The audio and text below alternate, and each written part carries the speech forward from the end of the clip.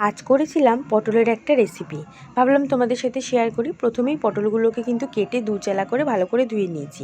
এরপর তেল গরম করে পটলগুলোকে কিন্তু আমি একটু লাল লাল করে ভেজে নিয়েছি। হালকা ভাজাই করেছিলাম, যেহেতু এটার গ্রেভি হবে ওই জন্য হালকা হালকা ভেজে নিয়েছিলাম। আর দেখো, পেঁয়াজটাকেও কুচিয়ে রেখেছিলাম, তোমাদের আগেই দেখালাম। তো পটলগুলোকে তেলে ভাজার পর নামিয়ে আরেক খোলা পটল ভেজে নিয়েছিলাম। আমার কিন্তু এই রেসিপিটা খেতে খুব ভালো লাগে। তোমরা যদি এরকমভাবে খেয়ে থাকো, তোমরা তো জানো কত টেস্ট হবে। যদি না খেয়ে থাকো অবশ্যই এইভাবে খেয়ে দেখো। তারপরে কিন্তু এই পটল ভাজার তেলের মধ্যেই পেঁয়াজগুলো একটু বড় বড় করেই কেটেছিলাম। তোমরা চাইলে মিহি করেও কাটতে পারো, কিন্তু বড় বড় কাটলে পেঁয়াজগুলো যখন মুখে পড়ে এই রেসিপিটায় স্বাদটা কিন্তু দ্বিগুণ লাগে। এরপরে পেঁয়াজটা যখন একটু ভাজা ভাজা হলো, তাতে নুন, হলুদ, একটু লঙ্কার গুঁড়ো দিয়ে দিয়েছিলাম।